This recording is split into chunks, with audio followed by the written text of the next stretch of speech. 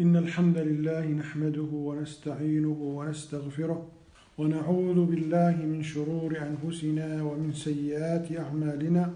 من يهده الله فلا مضل له ومن يضلل فلا هادي له، وأشهد أن لا إله إلا الله وحده لا شريك له، وأشهد أن محمدا عبده ورسوله.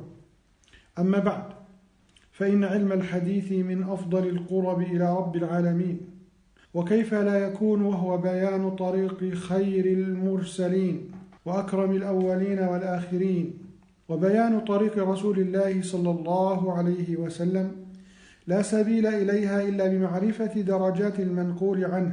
وقد أدرك علماء الحديث وأئمة الصنعة ضرورة ذلك ولزوم معرفته. قال الإمام علي بن المديني رحمه الله: التفقه في معاني الحديث نصف العلم، ومعرفة الحديث نصف العلم. وقال الإمام عبد الرحمن بن مهدي رحمه الله: لا يجوز أن يكون الرجل إماما حتى يعلم ما يصح مما لا يصح، وحتى لا يحتج بكل شيء، وحتى يعلم مخارج العلم. لذلك قال الحافظ ابن حبان رحمه الله: من لم يحفظ سنن النبي صلى الله عليه وسلم، ولم يحسن تمييز صحيحها من سقيمها، ولا عرف الثقات من المحدثين، ولا الضعفاء والمتروكين، ومن يجب قبول إفراد خبره مما لا يجب قبول زيادة الألفاظ في روايته، ولم يحسن معاني الأخبار والجمع بين تضادها في الظواهر، ولا عرف المفسر من المجمل، ولا المختصر من المفصل، ولا الناسخ من المنسوخ، ولا اللفظ الخاص الذي يراد به العام، ولا اللفظ العام الذي يراد به الخاص، ولا الأمر الذي هو فضيلة وإرشاد، ولا النهي الذي هو حتم لا يجوز ارتكابه من النهي الذي هو ندب يباح استعماله، مع سائر فصول السنن وأنواع أسباب الأخبار.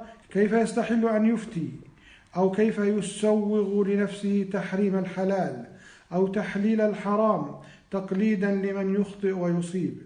من أجل ذلك كله بدأ ظهور علم الحديث وينمو على مر الأعصار، حتى صار إلى التقنين بحدود معروفة وضوابط مألوفة صاغها العلماء في صورة قواعد على سائر علوم الآلة. واستمر العلماء في تقريب هذا العلم وتحريره وتيسيره، وسموا ذلك مصطلح الحديث، أو علوم أصول الحديث، أو علوم الحديث.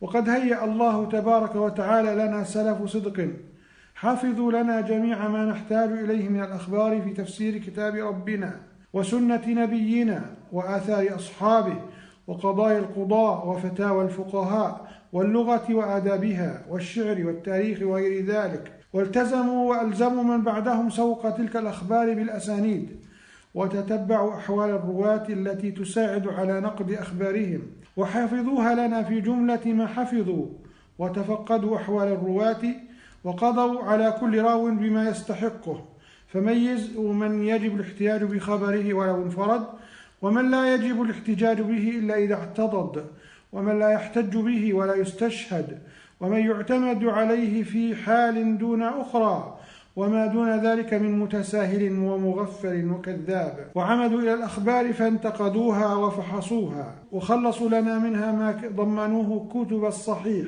وتفقدوا الأخبار التي ظاهرها الصحة، وقد عرفوا بسعة علمهم ودقة فهمهم ما يدفعها عن الصحة، فشرحوا عللها وبينوا خللها وضمنوها كتب العلل، وحاولوا مع ذلك إماتة الأخبار الكاذبة، فلم ينقل أفاضلهم منها إلا ما احتاجوا إلى ذكره للدلالة على أنه كذب أو ضعيف. ومن تسامح من متأخريهم فروى كل ما سمع فقد بين ذلك، ووكل الناس إلى النقد الذي قد مهدت قواعده ونصبت معالمه. وقد انتهى مجموع ذلك كله إلى الحافظ الكبير والإمام الشهير أبي عمرو بن الصلاح المتوفى سنة 643 من هجرة الرسول صلى الله عليه وسلم، والذي أورد خلاصة ما وصل إليه وما اطلع عليه من مصنفات العلماء السابقين في كتابه علوم الحديث المشهور لدى العامة والخاصة بمقدمة ابن الصلاح. والمعتني بمصطلح الحديث وعلومه يعلم حق اليقين أن كتاب ابن الصلاح صار الإمام والمرجع لمن جاء بعده، وإليه المآل والمفزع في معرفة أصول الحديث وحده. وتظهر قيمة هذا الكتاب من حيث اهتمامه بتصانيف الخطيب المفرقة، فجمع شتات مقاصدها وضم إليها من غيرها فوائدها، فاجتمع في كتابه ما تفرق في غيره، فلهذا عكف الناس عليه وساروا بسيره. فلا يحصى كم ناظم له ومختصر، ومستدرك عليه ومقتصر، ومعارض له ومنتصر. ومن أفضل من اعتنى بهذا الكتاب الحافظ ابن الملقن، حيث اختصره في كتابه المقنع في علوم الحديث، فجاء لمقاصده وفيا، ولمراده كافيا، وللمقتصر عليه شافيا، لكونه جرى فيه على سنن ابن الصلاح وتقسيمه، فاستقصى علوم الحديث. ثم إنه اعتصر هذا الكتاب في التذكرة في علوم الحديث، وذلك ما كنا نبغي. فهذه التذكرة هي التي سنعود ونرجع إليها في دروسنا في مصطلح الحديث في المرحلة الأولى في أكاديمية إجازة للعلوم الشرعية. أسأل الله سبحانه وتعالى أن يوفقنا وإياكم لما يحب ويرضى.